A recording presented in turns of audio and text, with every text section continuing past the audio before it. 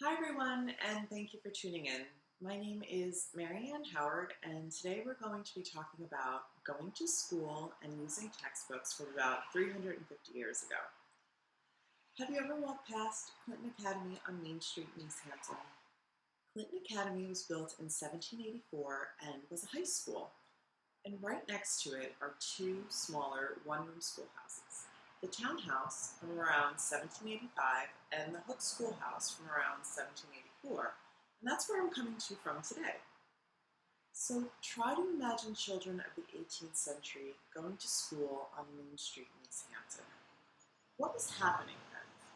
Was the road as wide? Were there as many cars on the road? Were there any cars on the road at all? Was the library here? No, none of that. Imagine this, livestock on a dirt road, stopping for a drink at Town Pond while they were being moved from one town to the next. The Mulford family at home, working on their farm on James Lane. That's what life was like back then. Now, I know that going to school for you in 2020 has been a very different experience, and I know that a lot of learning has been happening online.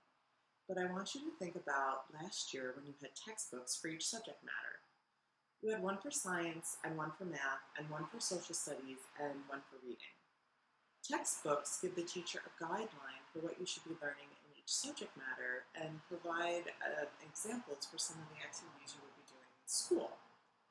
Having one textbook for each subject means that you, as the students, have all the information on that subject together in one place. So everything that you need to know about, say, math in the 4th grade is in one book, and that makes learning easier. But have textbooks been around forever? Have you ever wondered what was used before textbooks? Well, it was something that looked like this. This is a graded primer, or a very simple textbook, and they were sold between the 1830s and the 1960s, and they were used in a one-room schoolhouse like this one.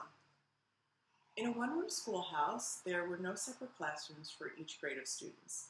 Everyone went to school in one room, and there was one teacher for the entire room, and she had to teach lessons to all the children at once, no matter how old they were.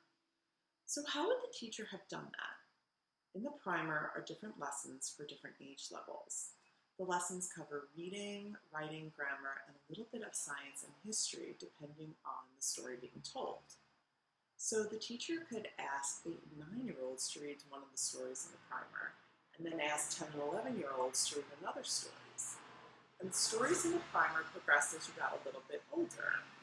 The easier stories were for younger students, and they were in the front, and the more complex stories were towards the back, and they included lessons in history, and those were for the older students. If I show you the vocabulary on page 13 in the front of the book, students would be learning the words they, children, and apple, indicating that this story is meant for younger students. If I turn to page 215 in the back of the book, the vocabulary words are dealing with a story about Christopher Columbus, and they would include words like globe, Africa, and cruelty. The vocabulary and the subject matter of the lesson indicates that this was a lesson for older students. If you're old enough to be in high school at Clinton Academy, you would have had a teacher that brought in textbooks. And do you know what students there would have had to have done? They would have had to copy the textbooks in its entirety. So at the beginning of the year, you would have copied each lesson on their own separate page, saved space to do the work underneath, and then as you moved through the lessons throughout the year, you would have had to do the work that corresponded to the lesson at the top of each page. Now, I want to ask you another question, and think about this for a minute. What did children have before primers, before those readers? Would you believe that they had one of these? What is this? This is a Hornbook. It's a simple primer used for teaching children the alphabet. A Hornbook consists of a piece of parchment paper lesson pasted onto a paddle-shaped piece of wood. The name comes from the leaf of a horn made from a sheep or a goat's horn that was softened by boiling it in water. And this produced a very thin film that could be pressed and cut into sheets. It was attached to the board by brass tacks, and Hornbooks generally presented the alphabet above Arabic numerals and a prayer. most commonly the Lord's Prayer or the Our Father. The hardiness of the Hornbook and the simple letter learning means that it was intended to be used by younger children. In its earliest form, the alphabet was not headed by the letter A, but by a cross, and so some horn books may begin with a cross in the upper left-hand corner, or perhaps the alphabet was written out in the shape of a cross. Horn books were inexpensive to make and therefore within the financial means of almost everyone, but other materials were used to make horn books too. Silver was popular with those who could afford it, and there were horn books made of boxwood with the letters burnt into the wood, and some were made of ivory or bone. But probably the most popular among youngsters were occasional ones made of gingerbread with the letters made of icing. And so when the students learned a letter, he or she would have been allowed to eat the icing off the gingerbread. So some fun facts about horn books. Children wore their horn books. There was a hole in the handle, and so they could be attached to a belt.